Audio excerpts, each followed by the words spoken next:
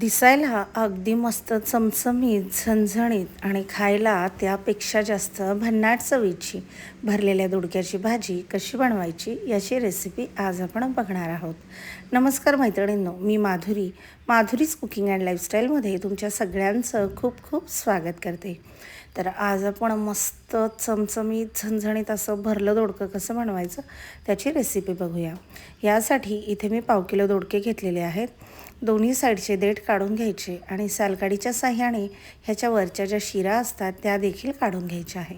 मैत्रिणींनो, ह्या शिरा अजिबात वेस्ट समजायच्या नाही.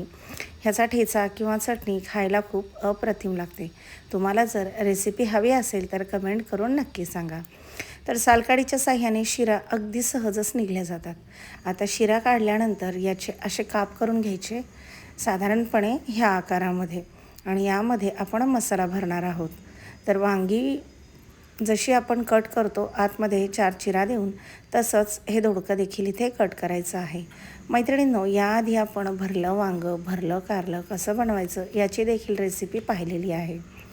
तर आज आपण दोडकं कसं बनवायचं ते बघणार आहोत. आता एक पॅन किंवा कढई घ्यायची आहे, छान गरम होऊ द्यायची आहे. जोपर्यंत कढई गरम होती आहे तोपर्यंत मसाला बनवून घेऊया. तर ह्यासाठी इथे मी शेंगदाण्याचा कूट घेतला आहे. त्यामध्ये लाल तिखट घालून घ्यायचा आहे. काळा मसाला, ज्याला आपण गोडा मसाला असं देखील म्हणतो, तो मसाला देखील यामध्ये घालून घ्यायचा आहे. तर तुमच्या घरामध्ये जो मसाला अवेलेबल असेल तो तुम्ही वापरू शकता. धण्याची पावडर घालून घ्यायची, थोडीशी हळद घालायची. तर अतिशय कमी साहित्यामध्ये ही भाजी बनवून तयार होते. आणि तुम्ही जर कांदा लसूण खात नसाल तरी देखील ही भाजी तुम्ही बनवू शकता, कारण यामध्ये आपण कांदा लसणाचा अजिबात वापर केलेला नाही आहे. आता चवीपुरतं मीठ इथे घालून घ्यायचं आहे. सगळे मसाले व्यवस्थित असे एकजीव करून घ्यायचे आहेत. थोडंसं तेल घालून घ्यायचं आहे. तेल टोटली ऑप्शनल आहे, नाही घातलं तरी देखील चालेल.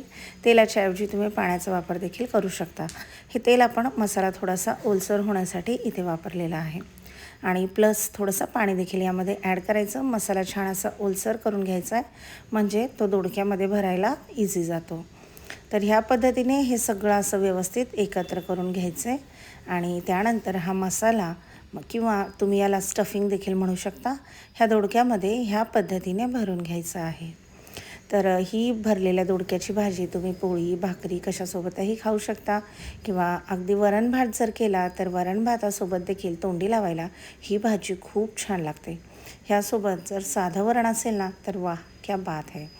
तर आता हा मसाला एक एक करून सगळ्या दोडक्यामध्ये भरून घ्यायचा आहे. तर ह्या पद्धतीने मसाला बनवून घेतला आहे, तो आता आपण ह्यामध्ये भरून घेणार आहोत. ह्यामध्ये बारीक चिरलेली कोथिंबीर देखील ॲड करायची आहे. मी विसरले आहे, पण तुम्ही यामध्ये बारीक चिरलेली कोथिंबीर ॲड करू शकता. तर आता कढई व्यवस्थित तापली आहे, छान गरम झाली की यामध्ये तेल घालून घ्यायचं, म्हणजे फोडणी एकदम मस्त बसते. तर तेलाचं प्रमाण तुम्ही तुमच्या आवडीप्रमाणे, किंवा तुम्ही जर हेल्थ कॉन्शियस असाल तर कमी करू शकता. आता तेल मस्त कडकडीत असं गरम झालं की मग दणकून अशी फोडणी बसते. आता यामध्ये मोहरी घालून घ्यायची आहे. मोहरी छान फुलली की मग यामध्ये आपण जिरं घालून घेणार आहोत. तर आधी मोहरी फुलू द्यायची आणि त्यानंतर जिरं घालायचं. आता जिरं मोहरी दोन्हीही तडतडायला लागली की यामध्ये किंचित हळद घालून घ्यायची, कारण ऑलरेडी मसाल्यामध्ये देखील आपण हळद घालून घेतलेली आहे. आता यामध्ये थोडासा हिंग घालायचा. कुठलीही मसाल्याची भाजी करताना हिंग घातला की त्या भाजीला छान असा फ्लेवर येतो. आता हिंग घातल्याच्यानंतर ही भरलेली दोडकी यामध्ये सोडून घ्यायची आहेत ह्या पद्धतीने. तर आधी तेलामध्ये ही दोडकी मस्त अशी फ्राय करून घ्यायची आहे.